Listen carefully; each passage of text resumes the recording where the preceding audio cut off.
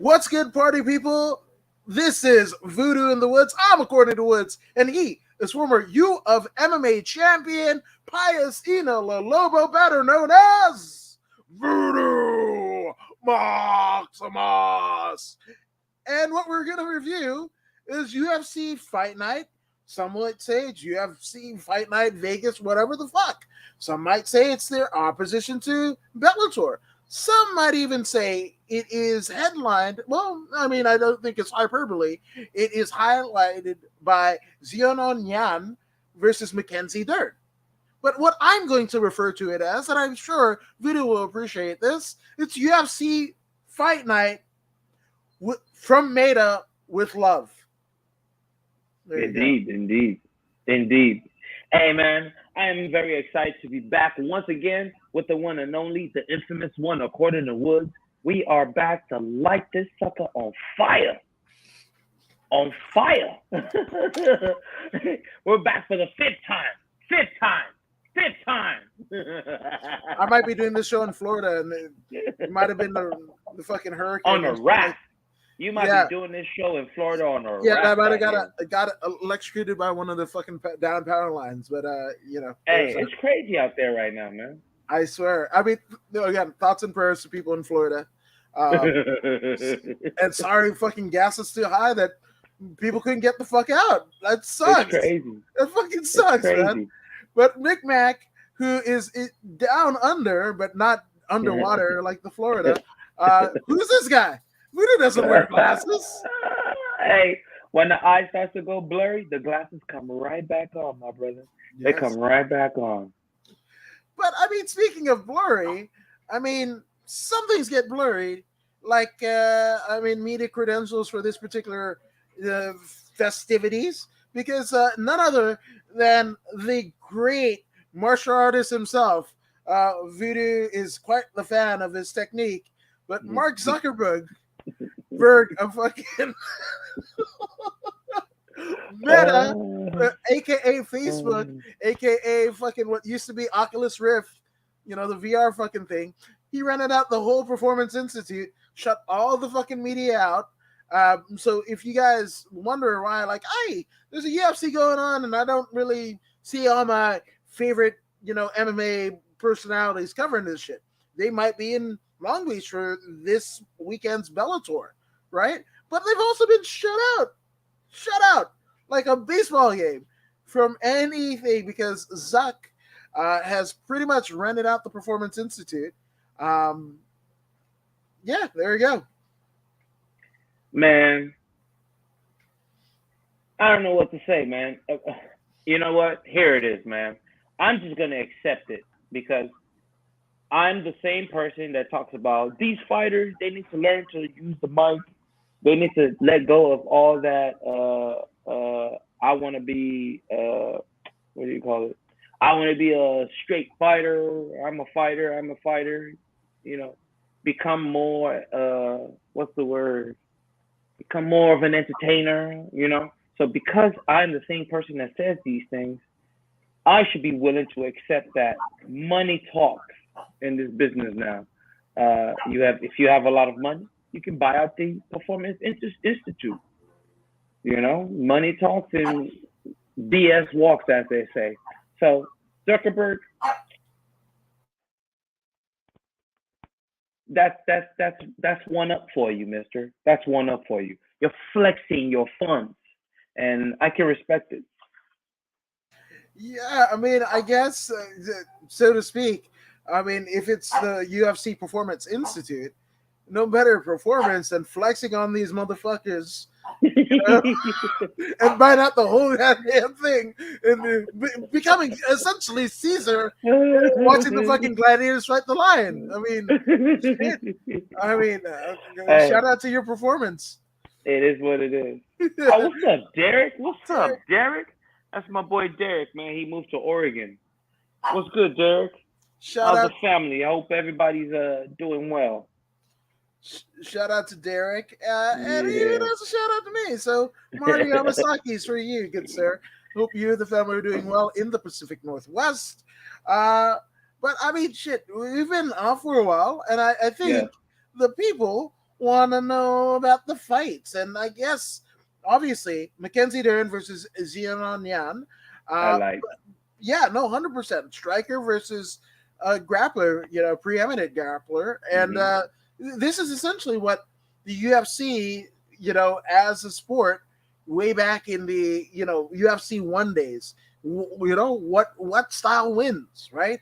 There's an elite grappler versus an elite striker. Who wins and whatever. And this right here is early day UFC as it fucking gets, But before we get into that main event, we got to talk about the rest of the fights. And this is like the who's of pretty much like the last 2 years of fight nights.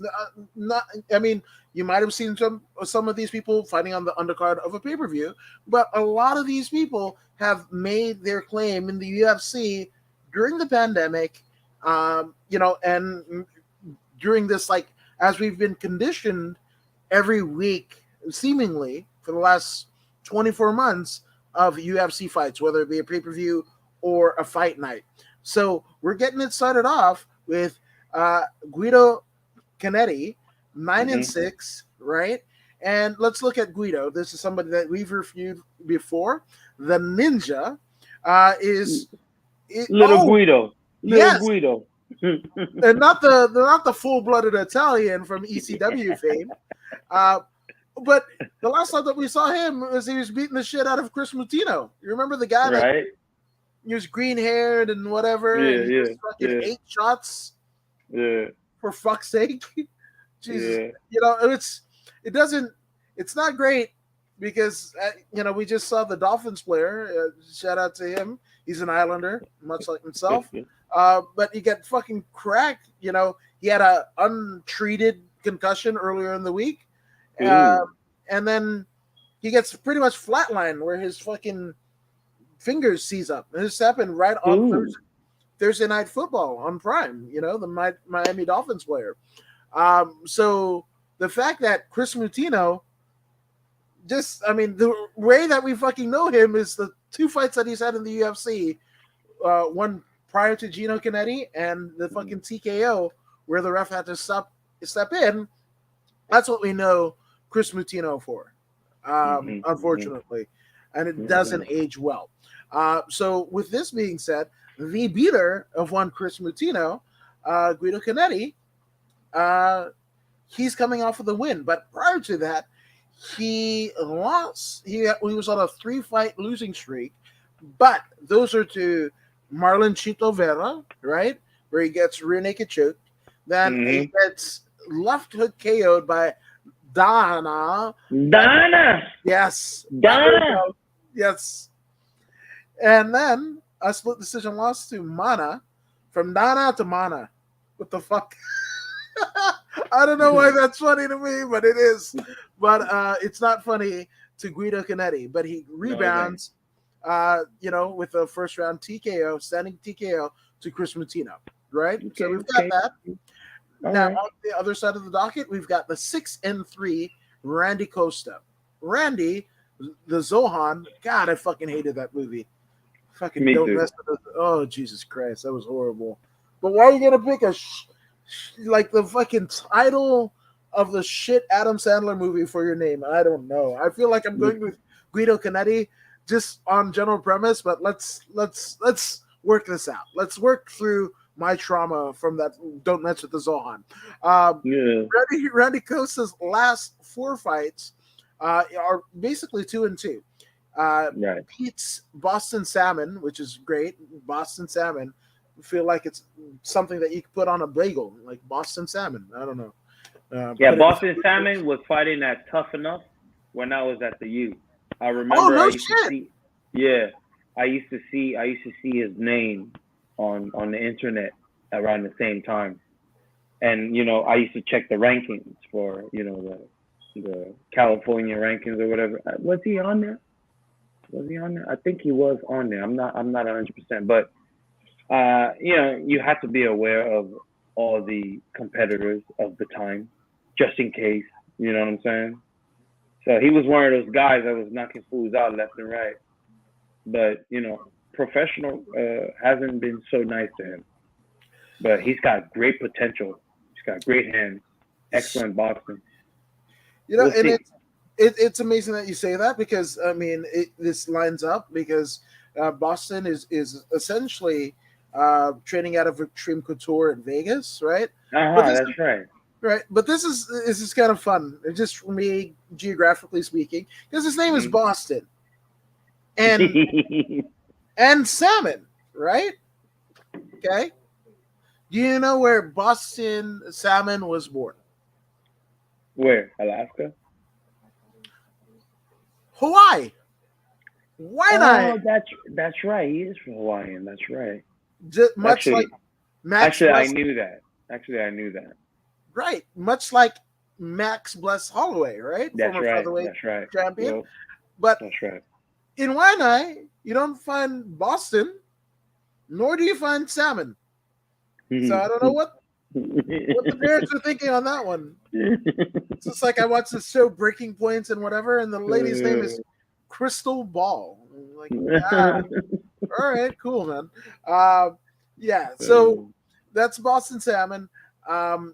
And that's who Guido Kennedy's opponent had a fight with, right? Randy Costa, that's his name. Mm-hmm. All right, so he basically beats Boston Salmon by KO first round on ESPN. UFC on ESPN 6 back in 2019. Then Journey Newsom, right, where he head kick KOs him. It was a TKO first round in 41 seconds, but then loses to Adrian Yanez and gets KO'd by Adrian Yanez, and then TKO'd by Tony Kelly, right? And then he's stepping up. Tony Kelly. Yes, stepping up against Guido Kennedy. And again, I'm sorry, I can't get over the fucking Zohan. The movie sucked. Mick Mac says. First off, he says, nice Adidas shirt. And that would be you. And Adam Sandler movies have been stinkers. Yeah. I used to love The Longest Yard was okay. Yeah, no.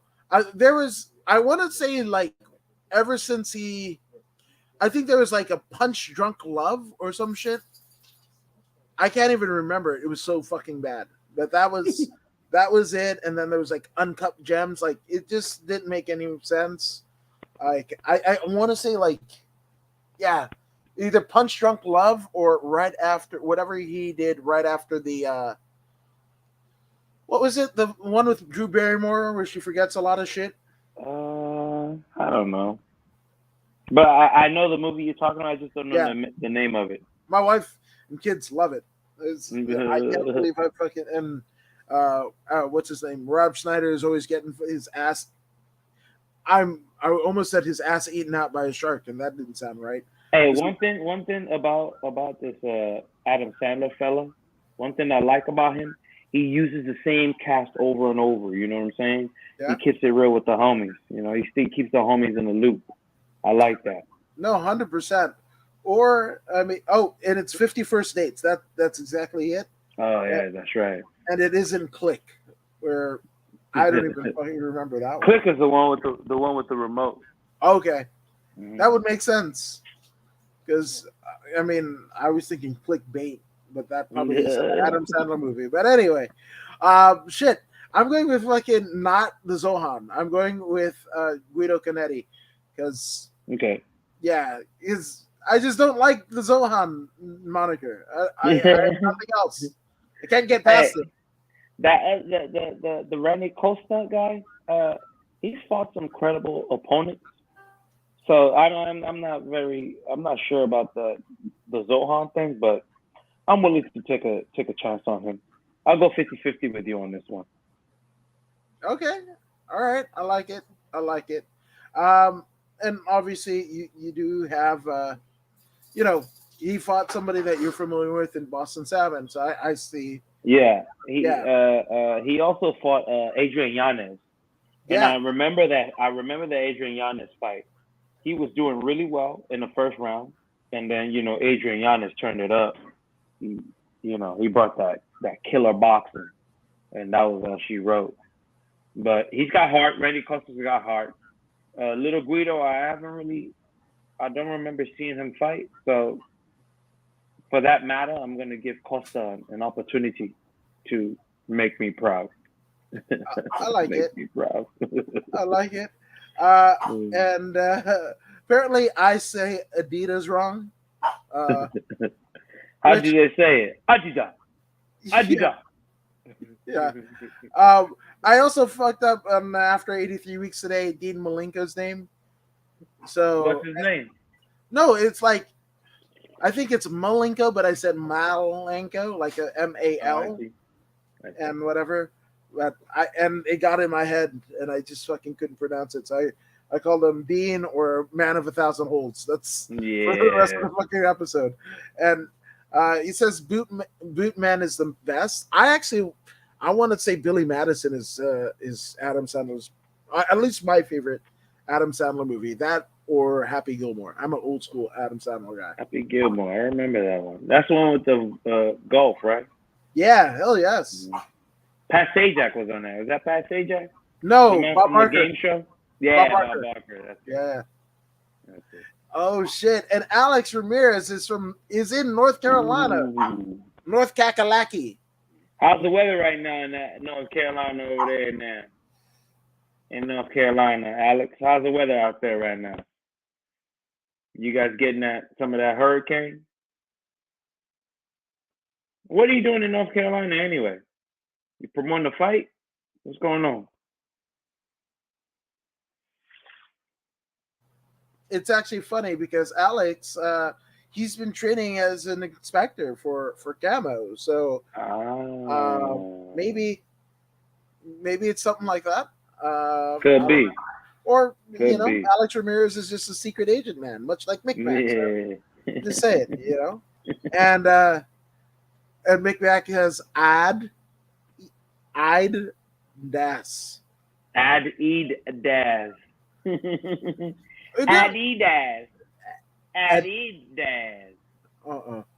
And he also says he watched Bootman by mistake once. I feel like that might be a porno, but it's okay. Don't judge. But also, one thing that might not go to the judges is this particular match at a catch weight of 140 pounds between. 140. Yes, not 145. Not 135. Heavy there. Yes, 140. Okay. But we have the 4-1 Chelsea Chandler, no moniker given. She's out of that Cesar Gracie Jiu-Jitsu, much like the Diaz brothers. Caesar. Right? Yeah. Caesar Gracie fighter, right? And this is her UFC debut coming to us by way of Invicta. Her entire professional career was fought in Invicta prior to Saturday.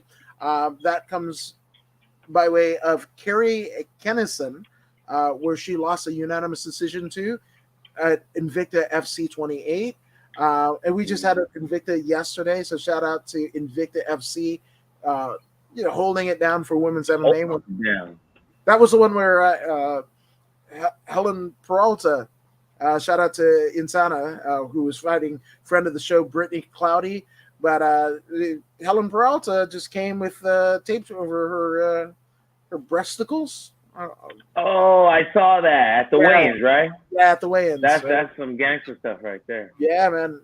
She's Iansa, man. She's about that life, Yep. She's letting it be known too. Yeah, BKFC. This is what I does. This is what I does. Yes, and I'm gonna go topless like the men. This is what I does. This is what I does. Yeah, and she's coming out in terms of notoriety, right? She's bringing a lot of that to the Invicta cage because BKFC veteran, right? Could be in the running for a championship match against current champion Misfit Christine Ferreira, but she was just also on in Helen was just on this most recent season of Ultimate Fighter. So bringing all of that notoriety to the Invicta cage, where she fought Brittany Cloudy in a very close. She lost a very close decision. A lot of people thought she won, but shout out to both of them. They're amazing athletes. But speaking of Invicta, yeah, again, Chelsea Chandler makes her Invicta debut in a losing effort against Kerry Kennison and Invicta FC 28. Then Mitzi Mary, she beats Mitzi by unanimous decision. KO's Brittany Victoria at Invicta FC 35. Rear naked chokes Olivia Parker in the first round of Invicta FC 41. And her last Invicta fight was against Courtney King, where she wins via unanimous decision at Invicta FC 47. And that was just May of this year, 2022. And I love the evolution in her, in the story of her fights, right? Where she loses one of the most prestigious women's MMA organization in the world, loses a unanimous decision, but then her next fight wins a unanimous decision, then KOs an opponent, then rear naked chokes him, and then comes back for a decision heading into a UFC debut. That is the evolution of a complete mixed martial artist. Yeah, most definitely. And you absolutely have to be, because you are facing in your UFC debut a very, very tough customer in Julia Storyenko. 10-6-1 is Julia's record, right? She's competed in Left-Way. She's competed at Celtic Gladiator, King of Kings. She was also on the Ultimate Fighter season 28, right? Like I said, she competed in Left-Way, but in her UFC kind of career, it's kind of wild because she's 3-1 in the UFC, losing a unanimous decision to Yana Foxy-Mutskaya, the Raging Panda Julia Avila, where she loses via rear naked choke. Then Alexis Davis loses a unanimous decision to her, but then beats Jessica Rose Clark in the very first round in 42 seconds on the undercard of the armbar.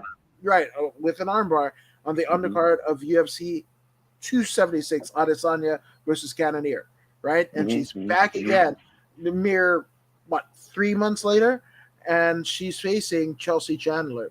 I want to hear your take on it, because, to me, they're pretty evenly matched. Okay, so we got Julija. How do you say Julija? Julija seems to be someone who is of the striking background. She has losses by submission. It is what it is. Hello, Christy. Nice to have you over this evening. Mangasser. Hello. Yeah, Christy, it's my cousin, my wife's side of the family. Shout out to Christina. That's what's up. So, Julija seems to be a striker, pretty much. And Chelsea has been known to, take things to the ground when it has to go to the ground. You know what I mean? She's very well equipped, and she's on a 4-fight win streak. One of her wins were the rear naked choke. She's got the capability to go the distance. She has decent knockout power, as she's already has one win by knockout, also in Invicta. So I'm giving her credit. But her opponent has a lot of experience. Though she has a lot of experience, she, it's a tough one. She knows enough to defend, and she's crazy enough to do Left-Way. We're talking about headbutts and all that good stuff. So I think I'm going with crazy, man. Can't stop crazy. I'm going with Julija Storyenko. I'm going with her, man. That's what I'm going with. Just based on experience alone. I like it. You know what? Chelsea Chandler, I feel, could do a split decision win. It's just kind of evenly matched. So we're gonna split. Yeah. Okay, I'll split you. No problem. All right. I But believe I think these ladies have earned it. You know what I mean? yeah. And Voodoo, is your favorite song "Love Shack" by the B-52s? Love Shack.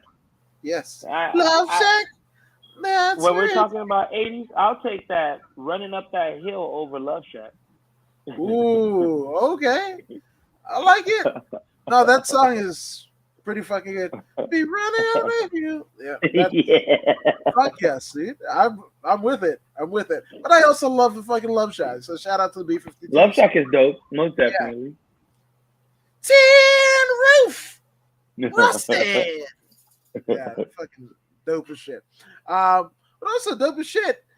Two really experienced, really tenured members of the combat sports community in the 205 division, better known as Ooh, light heavyweight. We the have the big boy. Brazilian, yes, the Monstro Felipe Lins, 15-5. That's 20 professional fights in his career, training out of Okay. the American Top Team. But let's just kind of go. He's a PFL veteran, a Bellator Okay. veteran. He's literally Okay. been all over the world playing his trade. Um, and before the Bellator run, he was basically, up and down the Brazilian regional circuit, right? Mhm. Um, to the extent where he comes into the UFC right after his run.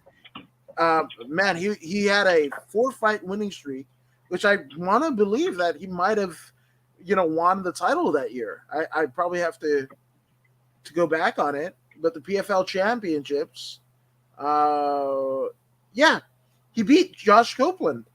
Yeah, he For, won, didn't yeah, so you have a legitimate PFL heavyweight champion and a he? Mhm. tournament championship winner. If you know how the Mhm. PFL kind of organization works, it's tournament or kind of old school UFC reminiscent, right?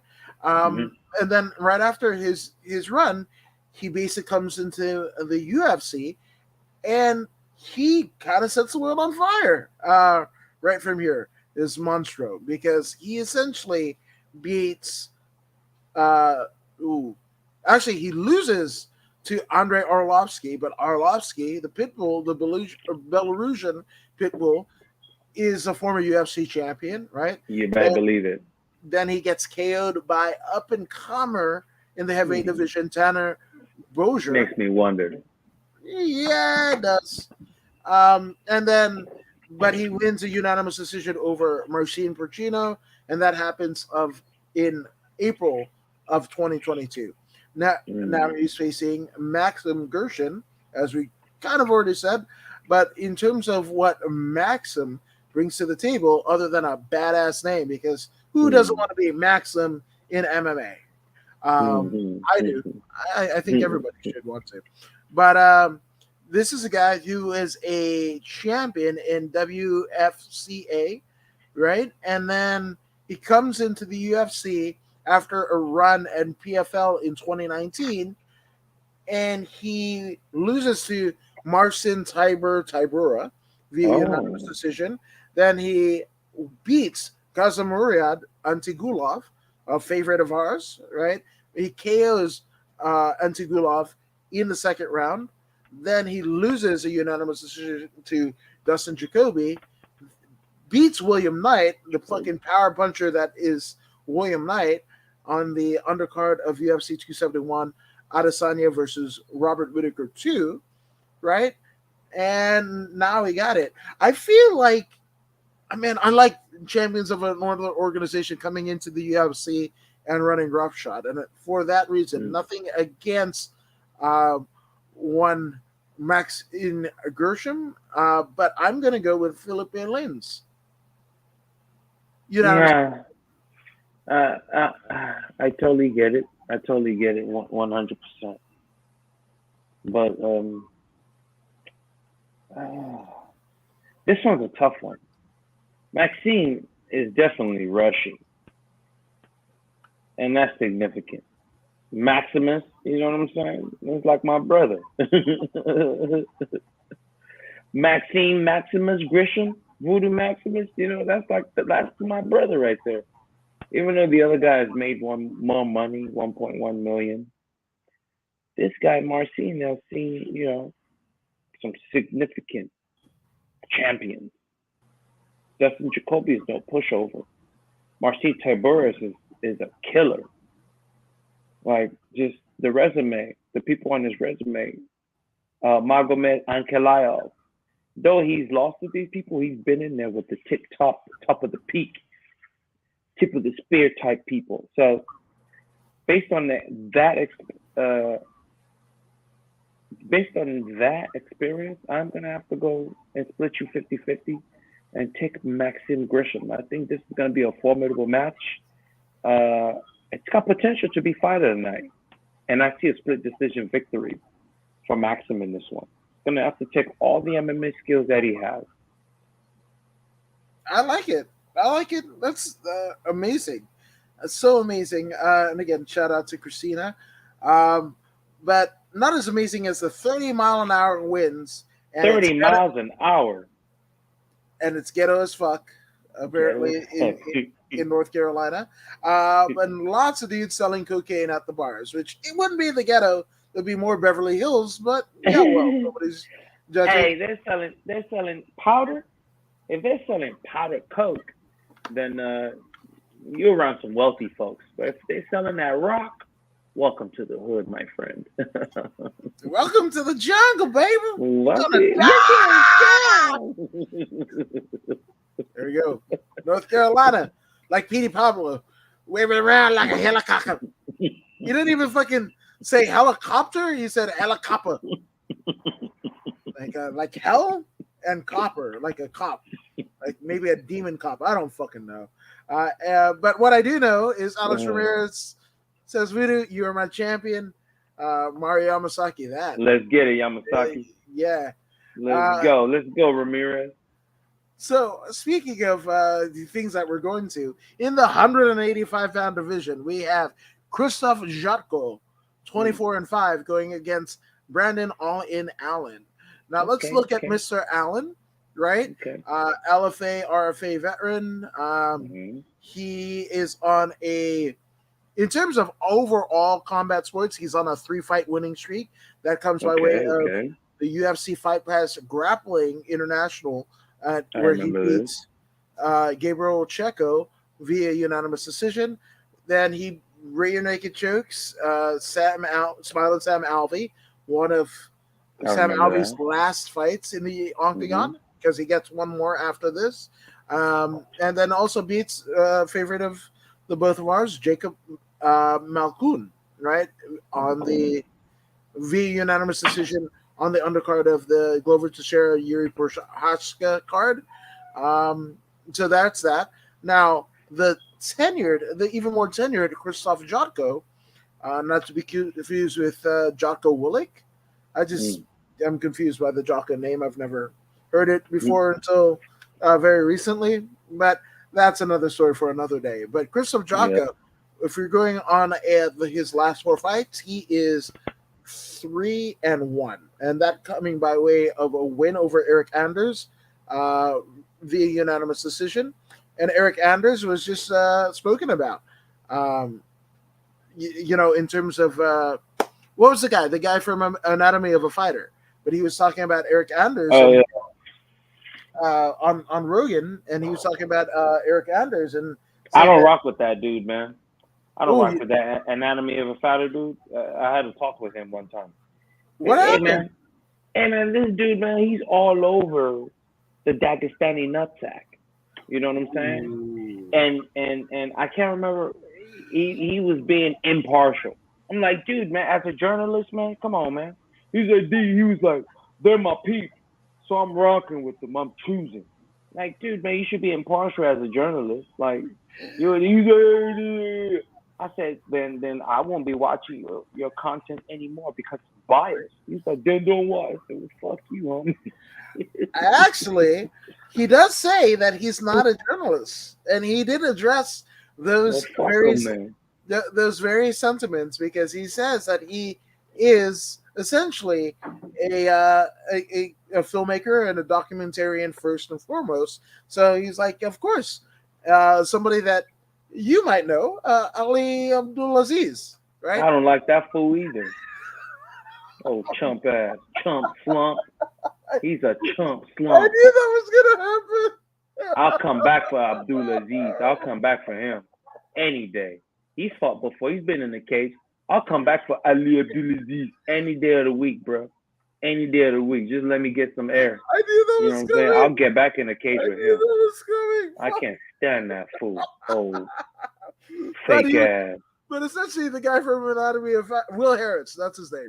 Will Harris, that is the dude. Yeah, he was basically saying how Ali gives him the access.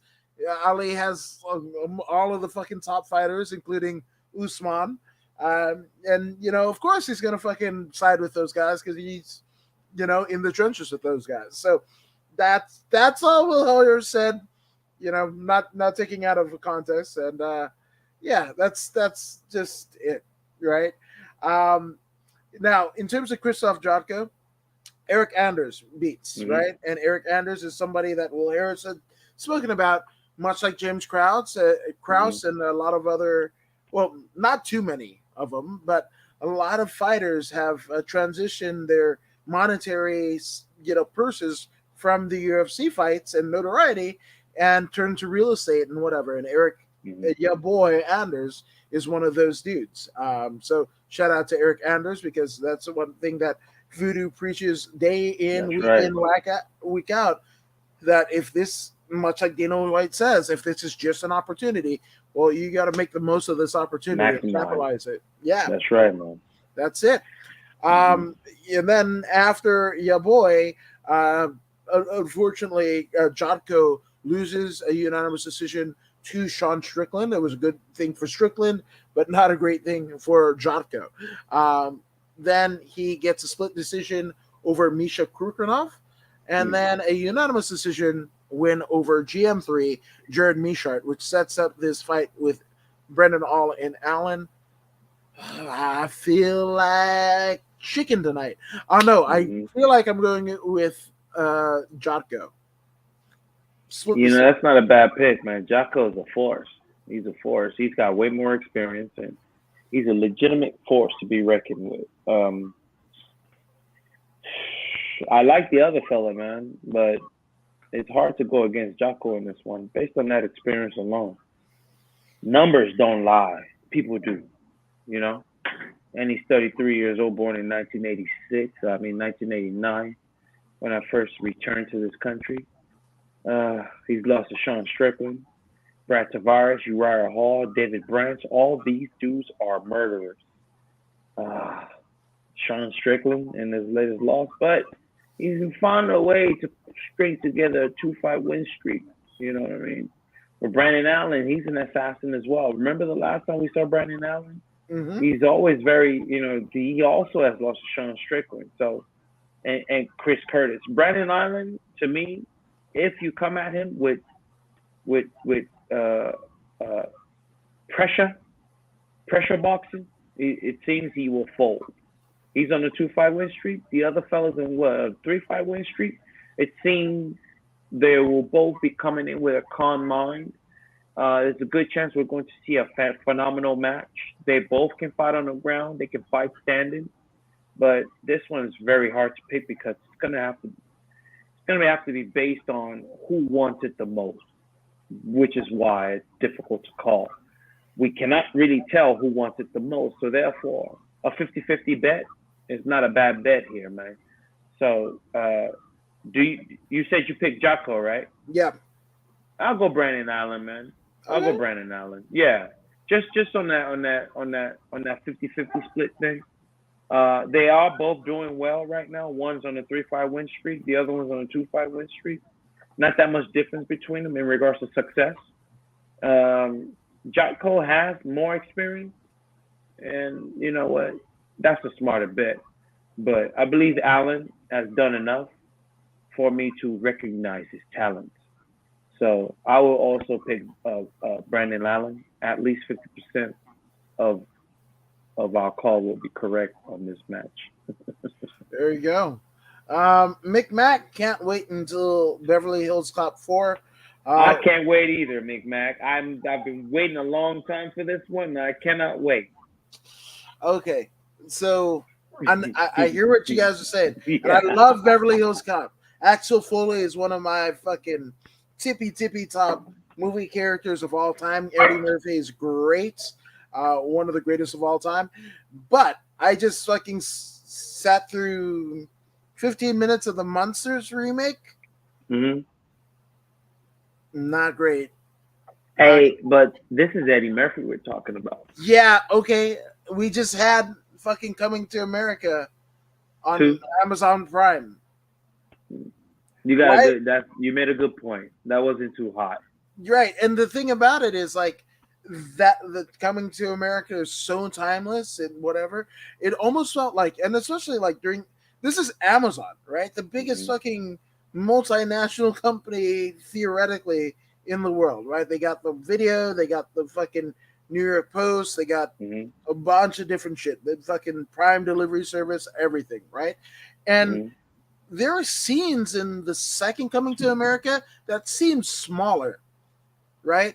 In comparison to the original, right? Coming to America, and you know, like the Queen to Be fucking scene that seems so vast and cavernous, and you know, being from Africa, like what you would think, you know, somebody of if Wakanda, you know, in terms of the Black Panther or Zamunda in reference to Coming to America, these are, and you're thinking about royalty, and especially after the Queen died and everything, like all the majesty and whatever, and you would think that they would have had a bigger salary and budget, and you know, even if you had to, you know, do some fucking weird camera angles and everything, you know, we're almost 40 years removed from the original, right? You have a lot more toys at your disposal, and it still felt smaller, and it felt rushed.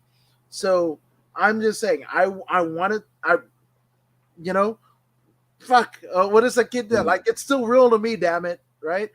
But let's not ignore what we have seen. So I don't know.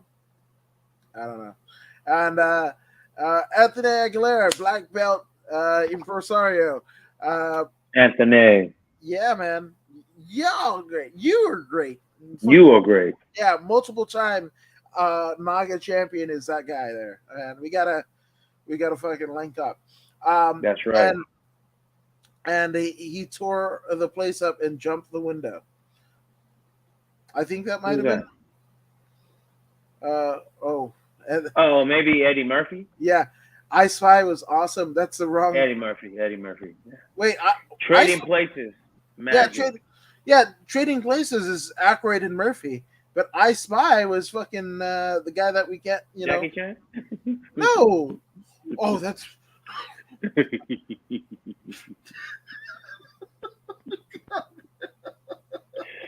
Oh, maybe Bill Cosby. I was.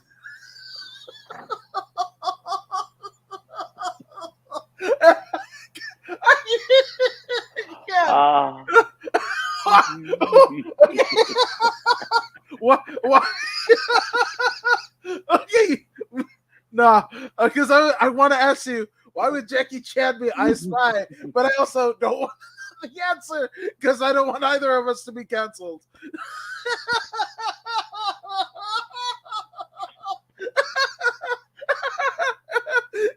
We both have choose your words wisely because we both have Asian wives.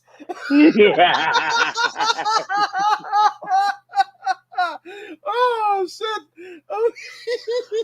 Okay. I think. And don't watch Titanic 2. They have Titanic 2? Hey, without DiCaprio, that movie ain't going nowhere. It might have been a porno. He turned into a lollipop already. Popsicle, yes. And nothing will live up to the originals. That's why they don't do Back to the Future. Again, one of my favorite movies of all time. Back to the Future. The third one, I can't fucking really get into it, but the first two, stand the test of time. I love that. Hey man, speaking of sequels, Top Gun 2 Maverick was legit. Was it? Tom Cruise and the boys pulled it off. Yep. Really? Yep. Shout out to Tom Cruise, man. He pulled it off, man. Him and them fellas and the gal. They pulled Scientology, came through, man. They came through. I was thoroughly entertained. When you like Tom Cruise and the boys, I'm all like Travolta, fucking Christy Alley, and the fucking the big redheaded kid from The Big Green back in the day. Hey, you know who I was impressed with? Val Kilmer, bro. Val Kilmer came through, bro. He came through. Even with all that cancer or whatever, he came through, man. He did his thing. I love how they used him in the movie. You know, what would the movie be without Iceman? You know, and then that's true. Spoiler alert: they killed them off in the movie. You know, it was fitting. Everything that they did was perfect. The movie was just well done. The mission was awesome. You know, Tom was being Tom like always. You know, flying his planes and riding his motorcycles. You know what I mean? Respect to Tom, man. I'm a big fan. Jumping on couches on Oprah. Yeah, right. They don't believe in medication. Matt Lauer, you're glib. Which he was kind of fucking right about that one when he figured out fucking Matt Lauer's ass. But that's another story for another day. And Top Gun #1 is the best. You know, funny enough, I saw it in the theaters as a young kid. Mm-hmm. And then went to Great America, you know, when we still lived in the Bay. And we were there like the first week they had the Top Gun ride, the roller coaster. Mm-hmm. But I cannot fucking tell you anything about damn Top Gun other than Berlin's Take My Breath Away. Yeah, that was a good song. Yeah, or Danger Zone. Kenny Loggins' Danger Zone. That's that was a good song too. Yeah. So those are great songs, man. I trained to those music. Yes, and Like Mike is good. Isn't that fucking Little Bow Wow or something like that? Isn't that a Little Bow Wow? I thought that was Michael J. Fox. Like Mike. Like Mike, isn't it? I think that's Little Bow Wow. Like Mike. Little Bow Wow. Oh, okay. Yeah. It is Bow Wow? It is Bow Wow. Yeah. Then what the fuck was the one with Michael J. Fox? Jesus Christ. That's the one he turns into a wolf, right? No. There was something like, I want to say Life with Mikey or some shit. Like, it was him and a little like Puerto Rican chick. He was like an agent, and he was trying to get the chick into movies. Fuck. I don't know. Maybe I'm thinking of something completely. I got a lot of MMA and pro wrestling, whatever, in the head. I don't know shit about fucking movies. Like I like what I like, and then that's it. Doc Hollywood, that's the fucking thing. Oh, Life with Mikey. That's what I was thinking. And he was playing basketball? No, he was once a popular actor who runs a talent agency specializing in acts to discover the next child stars. He gets more than he bargained for when he recruits a child pickpocket. That's exactly the one I was talking about the little fucking Puerto Rican girl. Child pickpocket. And she ended up becoming. Her name was Christina Vidal, and she obviously went Life with Mikey, but she was actually in Kane's See No Evil. Funny enough, the fucking movie with Kane. Yeah. WWE Kane. Yeah. So she was in. I remember that movie. He was throwing the hooks around and stuff, hooking folks. Yeah. And stringing them up. I mean, we went from Michael J. Fox to the fucking child actor that's a pickpocket, but then it turns to hooking when she gets the cane. Anyway, stringing him right up. Oh man. I mean, that's crazy. That's it.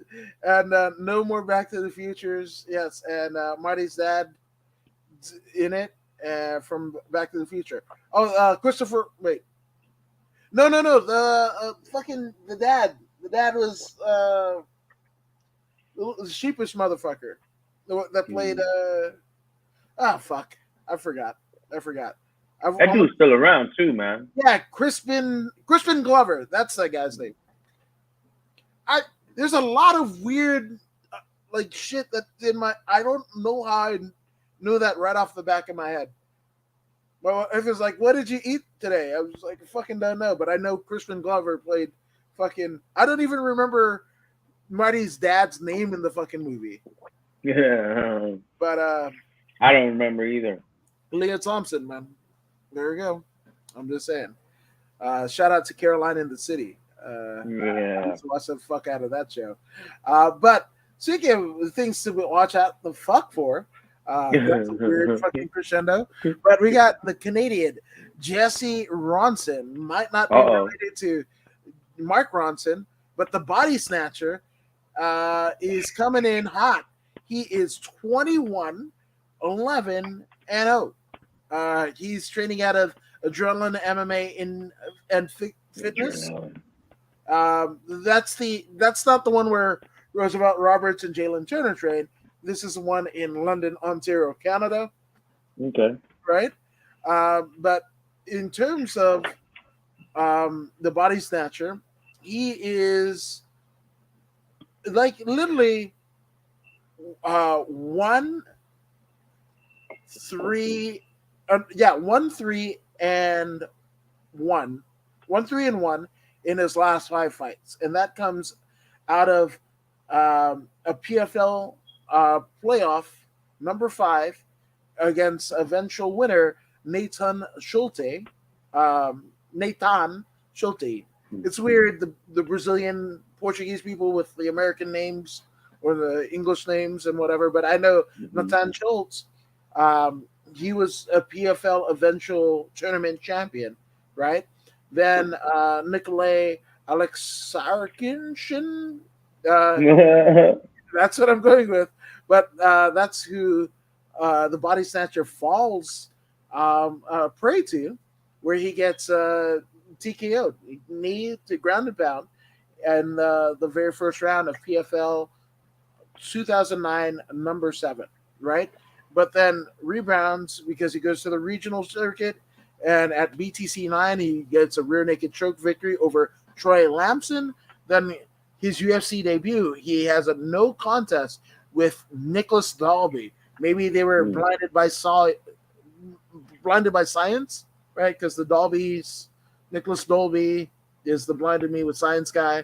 It's a fucking thing. It's a reference that nobody gets but me, apparently. But no contest happens there. Then Rafa Garcia loses via rear naked choke. And now we have Joaquin Silva. Now, Joaquin Silva, hailing from Brazil, is 11-3.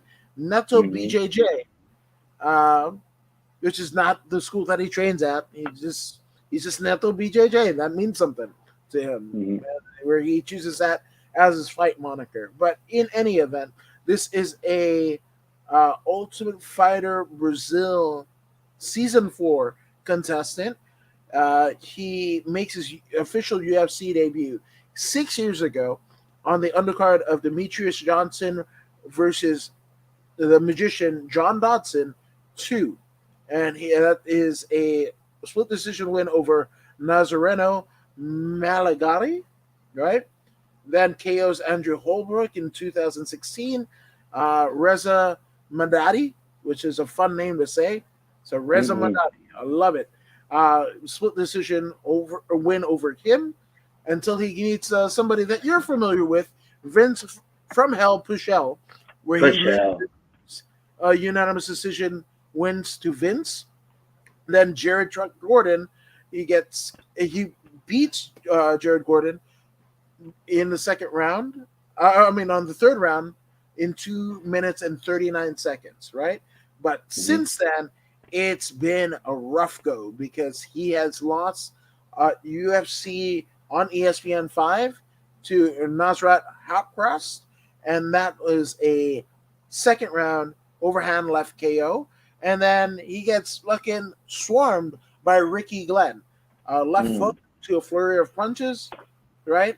And that's his last loss in the UFC. He competes against Neil Magny, where he beats Neil Magny, but not in MMA, in submission grappling, right? At Fury Pro Grappling number 3. That was of last year, but he hasn't seen MMA competition since December 2021. So the end of the year last year, right?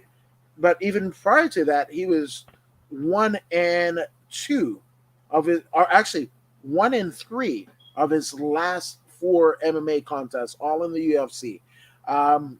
So I feel like Jessie Ronson might Uptown Funk it up.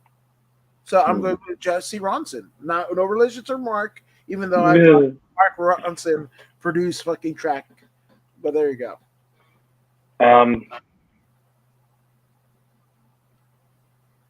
This one, I'm to be quite honest, I'm not very familiar with the two of these gentlemen. So I'll go 50-50 with you. I'll go Joaquin Silva. Most definitely. And he's 87 in the ranking. And Jessie is 125. So I'll go Joaquin. Let's see what that split decision or possible knockout brings come Saturday. Yeah. And I don't think anybody, I mean, they're positioned middle of the card. There might have been a fantastic knockout or, a dogfight before this and after this. So I don't think, this match is going to set the world on fire one way or another. Could be wrong. It's in an interesting position at the middle of the card to, if it's going to do something in terms of viral clips and everything like that, it'll do it. But also if on, late Saturday night, nobody remembers anything about this match, that could also happen too. Yeah, this one is going to be spectacular. There's a lot of names that are relatively unknown names, but that also means that when these fighters step into that cage, it's going to be carnage because as their names are not known, they're going to want their names to be known. And to do this, you have to perform. And to perform, you have to go in there and put it all on the line. And, Jessie versus Joaquin, it's going to be a slobber knocker at 155, most definitely. In the words of the great Jim Ross, it's going to be a slobber knocker. I love it. Tougher than a $2 steak. He sued Back to the Future. Oh yes. Crispin Glover did sue Back to the Future because they used him in part 2 without permission. That is facts. How can they use him without his permission in part 2? They CGI? didn't. No. They filmed shit with him, and then he was. I can't remember if they fired him or whatever happened, but he didn't sign. It was. And don't quote me on it, but I believe the story that I heard was they were gonna. He had already shot some shit, and keeping Crispin Glover had already shot some shit, and either he got fired or he quit, right? And they were like, "Oh no, we're gonna recast you, whatever." And I guess however way that he left part 2, right? He wasn't liable at the time for he relinquished any claim to residuals and blah blah blah whatever, right? So he thinks he's off and he's doing whatever the fuck else, right? And then when the movie comes out and he's still in it, but he signed away all the fucking monetary whatever, and that's I believe that's what happened. Yeah, some 19 bullshit. He should have expected the success and keep himself on the back burner for the second and the third or whatever. It's unfortunate. Second one, yeah. Third, yeah. You could have. and you're fucking pulling the DeLorean with the fucking locomotive from the 1830s. Yeah, locomotive, baby. Gets weird. It gets fucking weird. I remember the commercial on Cinemax. Oh, not Come on, Skinamax. Cinemax. Yeah. Not Skinamax. That used to come on too. After a long Cinemax at night. Yes, sir. Yes, sir. Nobody knows about that. And Mick Mac just ordered a Twister. I hope that's the licorice. Okay. Otherwise, if you ordered a Tornado, that's fucked. So, moving on from the Joaquin Silva, Jessie Ronson, we have a fight in the strawweight division. We have the tenured Jessica Penne, 14-6, going against the Baby Shark, she's not a former LFA champion, but a Brazilian jiu-jitsu practitioner, paramount, the Baby Shark Tabitha Ricci, right? Mm. So let's go over to Penne, because there's going to be a lot of names that you're going to recognize that Penne has, even though she might not be as well ranked, but she's been in there with some of the sport's greatest, right? Mm-hmm. Yes, absolutely. Literally has a win in the very first Invicta FC 1 back in 2012. That's how long Jessica Penne has been in here. And actually, not just that, she fought Zoila Fausto, right? On Bellator 25 in 2010. Angela Manana, you remember her, Your Majesty, the fucking shit stirrer that tries to pick a fight with Chris Cyborg, even though Chris Cyborg is like 3 fucking divisions above you. Decides to fight. It's good publicity, though. Didn't really work out for Angela Manana. Do you remember her? No. Exactly. Yeah. But again, Bellator 25 loses to Zoila Fausto. Has a win against Lisa Ellis in the very first Invicta FC back in 2012. Triangle choke, second round win at Invicta FC 3 in 2012 against Naho Sugiyama, right? And loses an armbar loss to the karate hottie Michelle Waterson Gomez. Yeah. At the time, she was still Michelle Waterson. Gomez. Yeah.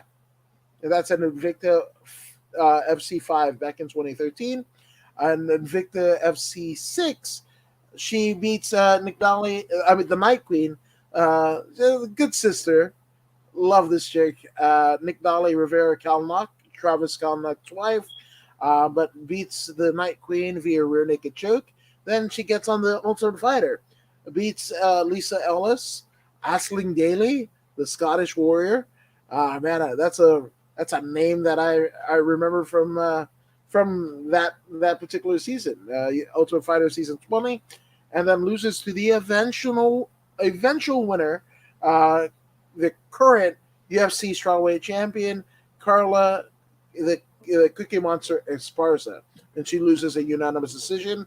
Then comes back to the Ultimate Fighter finale after she loses the tournament, but faces and beats via split decision Randa Marcos, right? But since then, again, talk about the who's, and just like you mentioned, Joanna Jędrzejczyk, former champion, Jessica Andrade, former champion, Danielle Taylor is fighting in Invicta, if she didn't already, the Dynamite, and Danielle was a member of the Saxon Muay Thai training center in Van Nuys, here in California. But then Jessica Penne almost having a new lease on life after a 3-fight losing streak against those names that I mentioned: Joanna Jędrzejczyk, Jessica Andrade, and Dynamite Taylor, right? Danielle Taylor. Then she comes back and rebounds literally 4 years later, and beats former LFA champion Lupita Godinez, and then Karolina Kovacevic, right? The Lupita Godinez fight was a split decision win, and the Carolina one was a submission win. but then loses in July of this year to Emily Ducote via unanimous decision on UFC on ABC 3. Now she's fighting Tabitha Ricci, and I feel like Tabitha has it. I want to say split decision. Yeah, I think I'm with you on the Tabitha, man. She's very powerful. She's very skilled. She's a complete fighter. Though she is new to the UFC, she is a complete fighter, and she should be respected. So I also will go Tabitha Ricci, even though she has the least amount of experience. But she reminds me of one of those kids that followed the game plan of the Red King, Rory McDonald. I'm looking forward to greatness. I'm looking forward to greatness this weekend. That's just the bottom line. You know what I'm saying? That's the bottom line. Because Voodoo Maximus says so. Tabitha Ricci all day, man. I think she'll pull it off. Worst case scenario, split decision, but I think she'll pull it off in the middle of the cage. Won't be no nothing. It's gonna be clear cut. Tabitha Ricci, she wins. And Tabitha Ricci, my friend, and friend of the According to Woods podcast. So dig it, man. That's it. But also what I dig is two fucking tenured heavyweights, man. And to me, two of my favorite fighters. We got Ilir Latifi, 15-8, right? And Alexei Olenek, 16-1, right? Old man Olenek, Nosferatu himself. But the sledgehammer, Ilir Latifi, enters the UFC not as a heavyweight, but he enters way back on UFC on Teal TV 9 against Gegard Mousasi. And Mousasi isn't a heavyweight. He's a light heavyweight, at least in this particular instance back in 2012, right? Or 2013 rather. And this UFC Fight Night, Mousasi and Latifi, they headline a card in Stockholm, Sweden, right?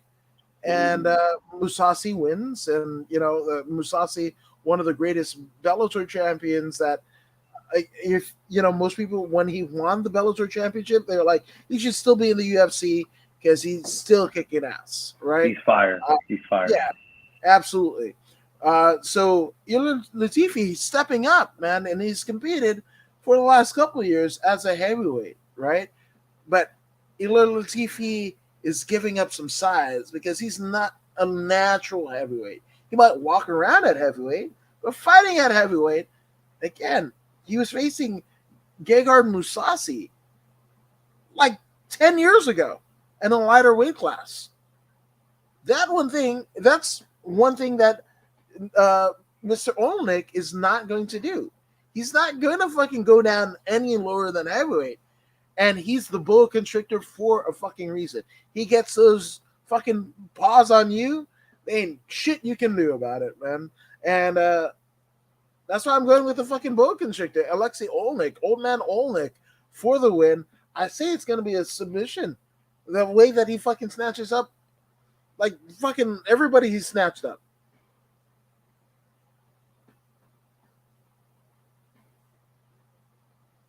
Oh, unmute. I think you muted yourself, bro.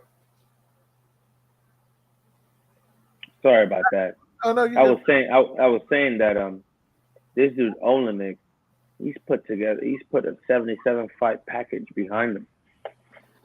That much experience. But at the same time, with experience comes older age. With older age comes consequence. He's going to be going in there against a young man that's formidable, but he himself is formidable because he has all the wisdom. Ilir Latifi has a wrestling background. Olenek needs to wrestle him to take him to the ground where he can do what he wants. I do not believe Latifi is going to allow for this man to take him down. So I believe Latifi is going to piece him up real smooth, probably finish him in the second or third round. Latifi for the win. All right. I like it. I like it. And apparently, a Twister is at KFC. Oh man, Ooh, that sounds like a fucking chicken banger, which ooh, means that ooh. it'll bang up their fucking insides that'll come out the outside. Hey. Anyway, that's I mean, Godspeed, Big Mac. It was great knowing you. Fuck, Mm. 'cause that doesn't say. I mean, something twisting from KFC sounds like GMO, like a motherfucker. Keep that, keep that shipment flying. Keep it flying. Yes. But speaking of flying, we have Mike Davis, 9-2, going up against Vyacheslav Mm. Borishev. That sounds like a 1980s Russian fucking heel character anywhere in the Carolinas. Khrushchev, Ivan Kolov, Nikita Kolov, and Slavaklaus Vilislav Borishev. That sounds like a 1980s fucking supervillain. But a villain he's not, training out of the Alpha Male, Team Alpha Male Ooh, in Sacramento. Team Alpha. Yes. I mean, Okay. basically, 1, 2, 3, 4 fight winning streak, coming by way of both Titan FC, Dana White's Contender Series, and then also UFC Fight Night, where he makes his official UFC debut against Dakota Bush, but then loses his last fight. That's March of 2022 against Mark Dicase, right? Mm. That is Slava Claus is last couple fights, but going up against none other than the 9-2 Mike Davis. Mike Davis, Beast Boy, has a little bit cleaner record than his opponent of this night, training Mm. at Fusion Full Sail Performance Center. There's another notable. Yep, Jacare Souza. That's who the fuck Ooh. trains there. Yes. Um, and Cleveland McLean, or better known as Baby Beast Boy, much like Mike Beast Boy, right? Um, yeah, there's some. Oh, the Fresh Prince, Phil Rowe trains out of there. Valentine, the Animal Woodland. There's some motherfuckers here. Hannah Goldie. Indeed. Yeah, okay, that's not bad, not bad at all. Um, Now, Beast Boy Mike Davis, in terms of his record, in the last, I'd say 1, 2, 3, 4, 5 fights that he's had, he is basically 4-1. Beats Elvin Leon Brito in Island Heights 51, then beats Carlos Guerrera via Kimura in Island Fights 54, makes his UFC debut on UFC on ESPN Plus 8, losing via rear naked choke to Gilbert Burns, then beating Thomas Gifford with a fucking straight right cross. I mean, just a right cross.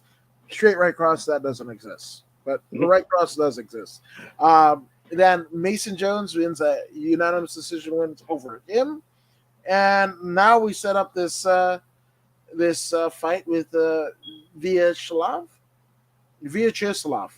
Borishev. I'm gonna go with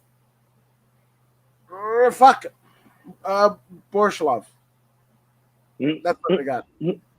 Uh, this particular card, man, I don't know, man. I think I'm going with the Russian too, based on all the information you gave. Though he is lowest in the rank out of the two, I think he's gonna bring an intangible that Russian wrestling it's come standard in Russia. That wrestling is mandatory. And this is the first card of the main event, by the way.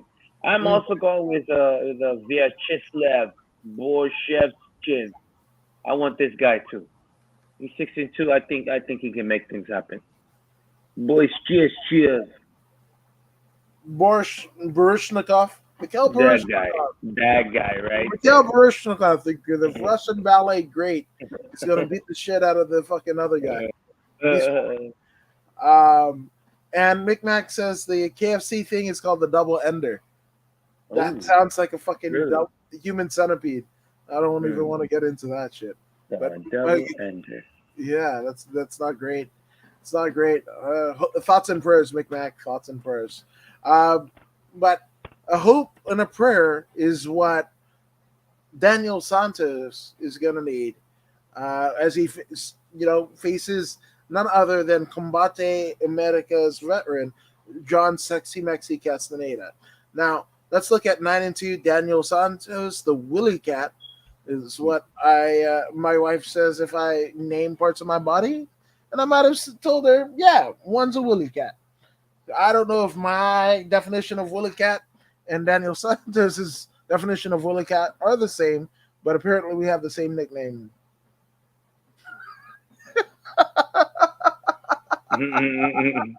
Woolly cat. I'm just saying, and that might coincide with the double ender that that McMack is currently having at the Australian KFC. But and he also asks, is Steve Kaufman still at the strippers? That I don't know. Who's Steve Kaufman anyway? Steve Kaufman is the major domo of all of the Conrad Thompson podcasts. He really? Edits the Arn Anderson, Ric Flair, Jeff Jarrett, Jim Ross, Eric Bischoff. Oh, that sounds like this guy stays busy. He is. That's him. And he's also on the After 83 Weeks deal with myself, Christy Olsen, George Ramosa, and Eric Bischoff. So that's the Steve Kaufman in question. Good brother.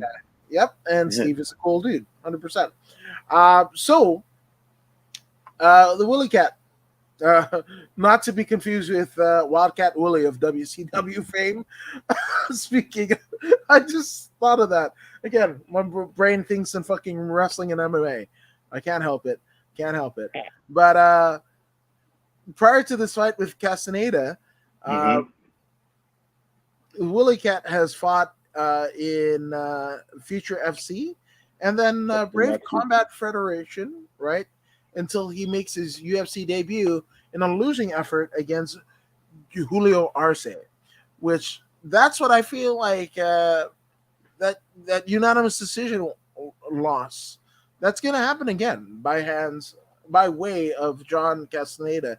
Castaneda has been waiting a long time to kind of have this run in the UFC, and now he's here, and I don't think he's going to let this opportunity slip through his fingers, because again, he was in a long-term contract with Combate, and he was waiting to get out of there, and he basically faces Nathaniel Wood in his UFC debut, beats Eddie Wineland. Fuck yeah, man, because Eddie Wineland was one of my favorite fucking fighters when I first started watching, and then also arm triangle chokes Miles Johns, right? So I think it's going to go Sexy Mexi's way, and I say if it's not a third round submission, it's going to be a unanimous decision win.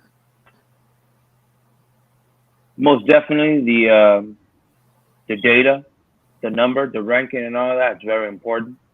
One doesn't just arrive at the number 33 spot or the number 112 spot as Daniel Santos. Castaneda has been putting in work for a very long time.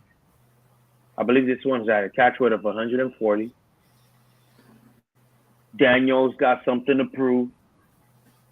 We don't know who Daniel is. He fought Julio Arce before he lost. He's got something to prove, so he's going to be coming in, bringing the heat. He's going to be throwing leather.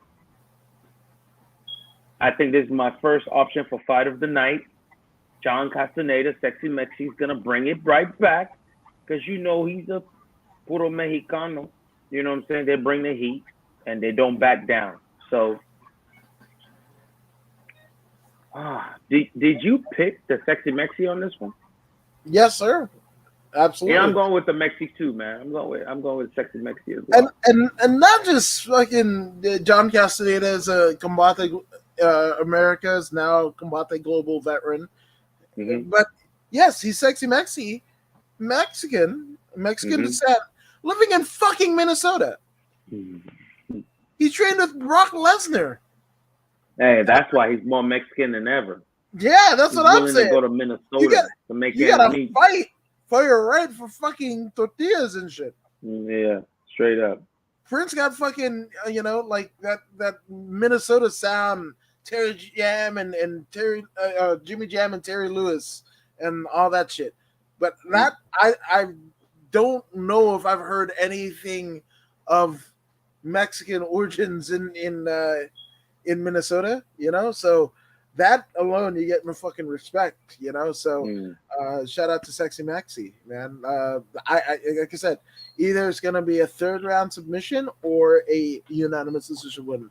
And I see Sexy Maxi dominating. Yeah, I hope he dominates because it would look really, really nice on his resume and buy him more time for a new contract. Mm-hmm. So everyone is feeling a different stress. Some are feeling money stress. Some just want to fight. Some are this, some are that. We will see. We will see soon enough. We shall see, absolutely. But one thing that I think we're going to see in this Shameless Don Shaninis? I'm going to go with Don Shaninis. Or Shaninis? Was it Shamus? Shamus? For Shina? Is that what you're saying? Right? Don Shamus? Don Shamus? As long as it's not Don Imus calling the damn Don Shamus? Shamus to the front office, please? Sheamus, like the fucking Irish guy in the WWE? That's it. In terms of Don's deal, which doesn't sound right at all, but this is his UFC debut. I read it wrong. When I first clicked on it, I thought it said he beat Bruce Pritchard, brother love of the WWE, but it was actually Bryce Picard. It's a long night. It's been a long night. But he beats Bryce at Cage Titans in the very first round by KO in June of this year, right? And 2 months later, he's getting the call. But he's facing Super Sadiq Youssef. I got fucking Super Sadiq KOing the shameless one, Don Shaninis. First round KO. Yeah, first round KO. That's what I got. Nathan Wood. I like that name. I can't go against a Nigerian. Just like a Brazilian will never go against a Brazilian. Can't go against a Nigerian. So Sadiq is my guy. I'm ready for Sadiq to walk right on up in there, stomp somebody's house, and go home with a pocket full of cash. Straight up. Yeah, every time Super Sadiq gets in the cage, you know there's ever since he's entered the octagon, you know that there's a possibility that he might KO somebody right out the fucking out of their damn boots, out of their gloves. So yeah, super Sadiq. Hell yes. And speaking of Minnesota, in terms of Sexy Maxi, Vikings will win the Super Bowl. That's a hot take. We shall see. We shall see. I think the Raiders are going to win it, but who's keeping score? Oof. Especially when it comes to the Raiders. I'm a Bay Area kid, but I was born in the fucking San Francisco side, so just say it. And what's your favorite little tree? Bonsai. Like the Yokozuna move? Like in the Karate Kid little tree. But not the Yokozuna move? No. The way you said it was like bonsai. It was like bonsai. Yeah. And that dude was not even Japanese, man. Isn't that the Rock's uncle or something like that? Cousin. Yeah. They had us going back in the days, man. They had us going. Grew up in Harbor City, that guy. He's a SoCal guy. And I love Black Ice. Honey Yaya. There you go. Yeah. Exactly. Honey Yaya. which is where we're going. We both got Sadiq Youssef for the win, but we got Raoni Barcelos against Trevin Jones. Now, Trevin Jones 13-8 is 5-star, not Dave Meltzer, but the different type of 5-star. If it was in the Tokyo Dome, but we've got Trevin Jones, right? And Trevin Jones is fraud splash. Yes, he's on a 2-fight losing streak. That coming by way of Said Yukub Karakramanov Monopoly. Yeah. What I had was said Yukub Karakramonopoly. That's what I got. There's too many letters in there. Said Yakub. Okay. Kakramanov.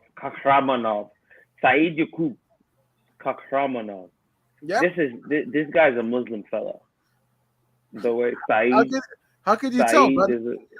The name gives it away. He's a Muslim for sure. I figured. Someone, whoever named him is a Muslim.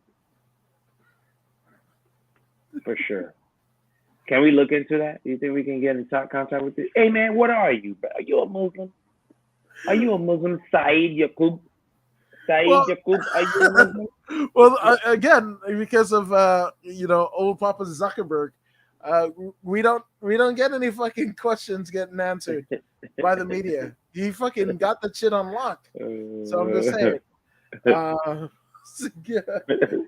Yeah, and Mick, that is the move. Black ice air freshener. That is that's a hood move. So I'll try some black air freshener. Yeah, no problem. Yeah, but Javid Basharat is also who Trevin Jones lost to. So he's 0-2 in the UFC. But on the other side, we've got Haroni, right? And Haroni's 16-3. No moniker for him. But he loses his last 2 fights against Timur Valiev via majority decision and a unanimous decision over La Mongosa, Victor Henry. La Mongosa, Victor Henry. Hey, Victor Henry's the shit. He's so legit. He's been ready for the last 5 years. He's so legit, bro. Yeah, he is. The fucking disciple of Josh Barnett. That's what that gets you. I want to see him fight more. Hell yes. But I think the fact that Raoni has been in there with Victor Henry, that's what I'm gonna give the edge to Raoni. Raoni with the unanimous decision win over Trevin Jones. But what say you? This is gonna be a close one. This is my second fight of the night candidate right here, man. These guys are gonna bring it. They're gonna bring it. Somebody could possibly go to the hospital after this. Trevin Jones or Honey Barcelos. We're about to find out come this weekend on Saturday. We're about to find out what's really going on. But I'm not very familiar with these two fellas. The smart money says pick Barcelos, but Trevin Jones seems to be my guy. 5-star, I like that 5-star, man. I want to see him 5-star knock somebody out cold. I love how you keep on calling him Ronnie Yaya. I don't know where that came from, bro. I love it. Keep it coming. But one thing that is coming up is the co-main events of the evening. We have Downtown Randy Brown. Yeah, he's a rude boy, Randy Brown. Yes. 15-4, right? Going up against old school Francisco Trinaldo. And okay. 15-4. I feel like they're fucking setting up Francisco to fucking get a pink slip after this weekend. But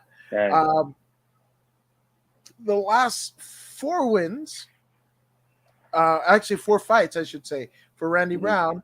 That was a loss to Vicente Luque, top of the food chain, right? Yep. and then loses. Beats Alex Oliveira, right? Not Charles, the Cowboy cowboy. Oliveira. That Oliveira, Mm-hmm. yeah, with a one arm rear naked choke, which that was a photo finish. A unanimous decision win over Jared Gooden, and then Chaos Williams. He basically fucking gets a split decision over Chaos, right? Now we go to fucking, anytime we talk about Francisco Trinaldo, especially on this show, it's more of a respect deal, right? Straight up, man. We can go, who he's beaten and whatever, but I mean, let's just throw some names out there. R.I.P. Evan Dunham, right? Jim Miller, James Vick, Kevin Lee, Paul Felder, Yancy Medeiros, Ross Pearson, Norman Park, Leandro Silva, Michael Chiesa, Jessie Ronson, who's fighting lower on the card, Gleason Tebow. Fuck, dude. Like he's been in the UFC for 10 years. Since Ultimate Fighter Brazil season 1. He's been here. He's fought in some of the best that the division has to offer. John McDessie, Jai Herbert, Muslim Salikov, Dwight Grant, Danny Roberts. That's a hell of a deal, man. But I feel like they're sending Randy Brown to send a message to Francisco Trinaldo, and that message is, you got to get the fuck out of here. You're occupying space.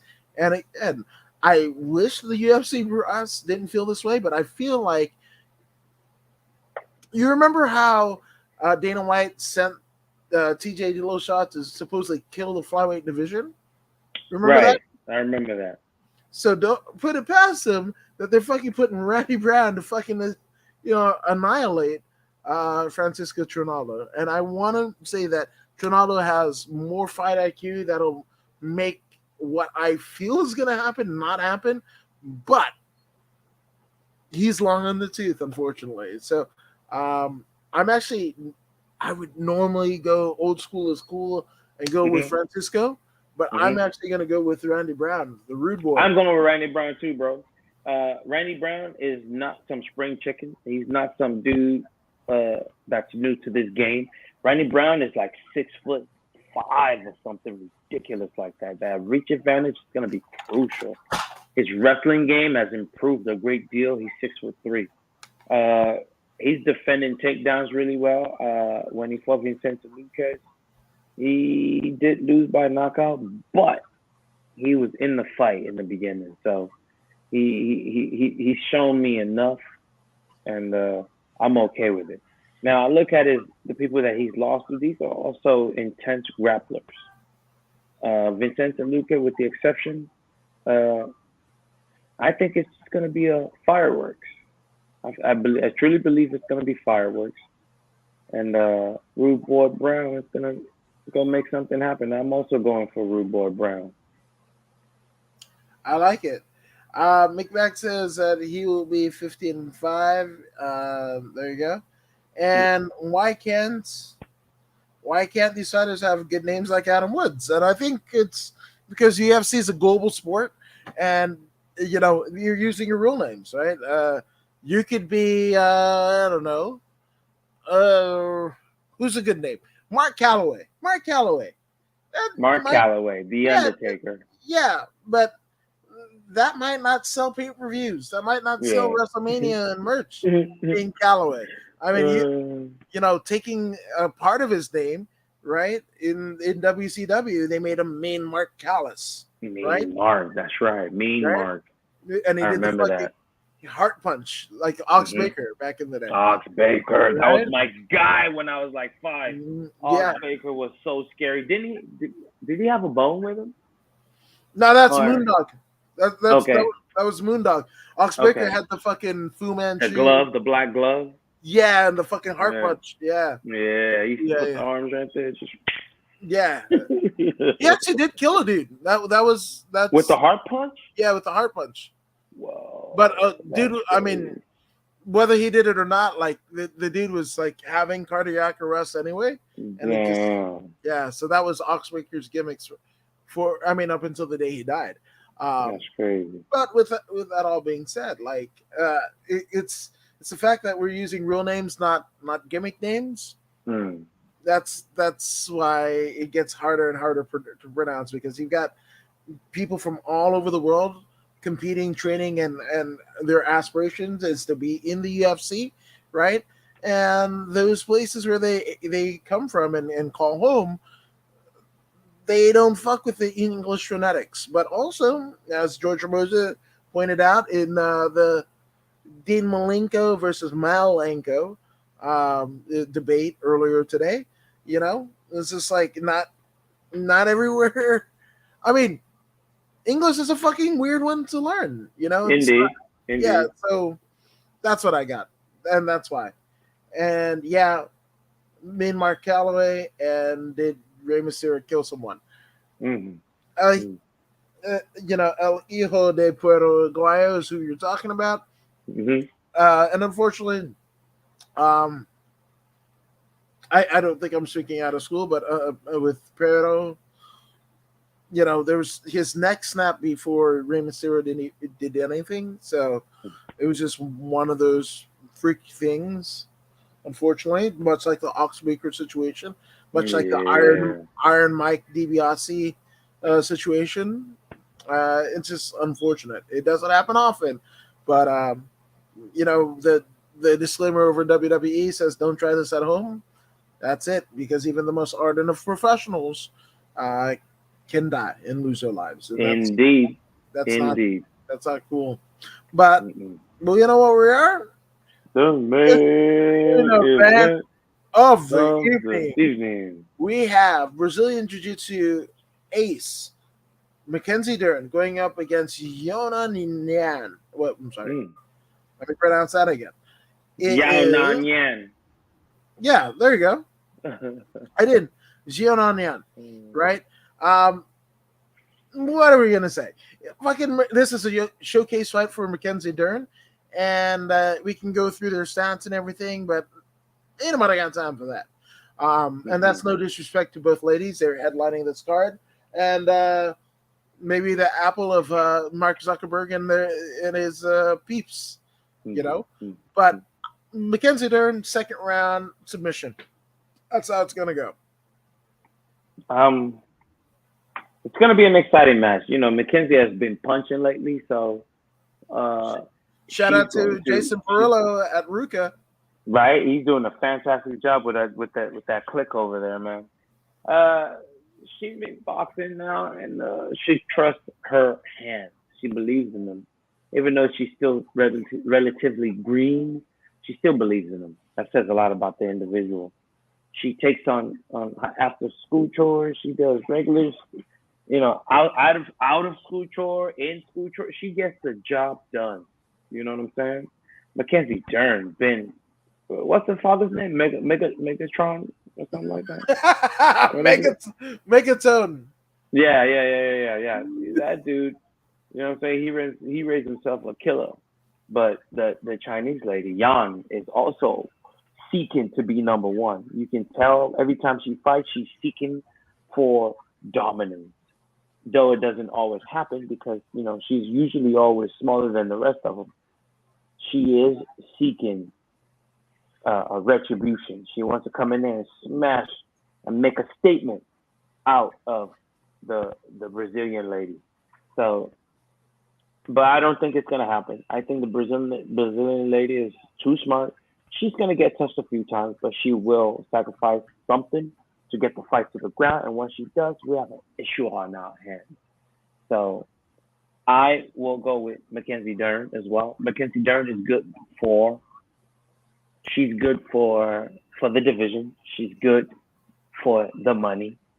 I see her doing great things. Most definitely. I definitely see that.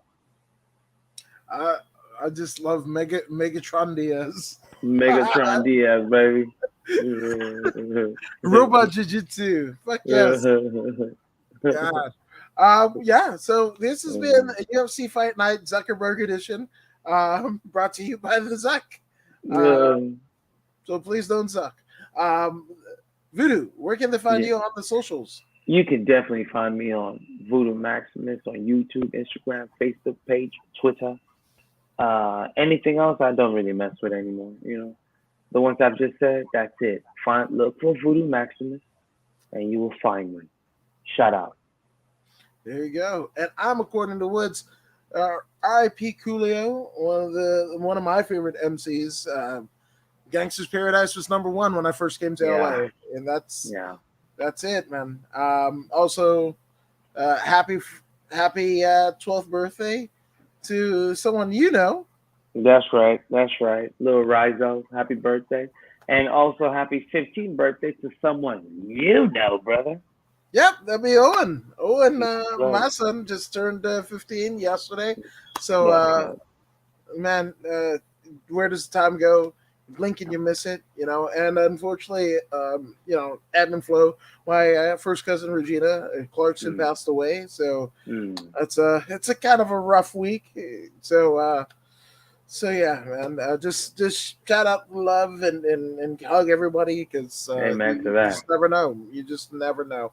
And we appreciate all of you guys tuning into Voodoo in the Woods. If you haven't already done so, like, share, and subscribe to Voodoo in the Woods on Facebook, YouTube, as well as bodyslam.net, which this is being simulcast as well. And on bodyslam.net, there's a plethora of combat sports entertainment. So go ahead and follow bodyslam.net and bodyslam.net MMA on all the socials. And that's what you do. If you don't know, now you know. And it's mine as well. 100% McNack. Shout out to you guys. Hope Alex is safe from the cocaine people and Petey Pablo wannabes. Wave it like cowboy. Yeah, there you go. Wave it around like a helicopter. But until next week, you guys be good. We're gonna try to be amazing for you guys. You guys are amazing. We are out.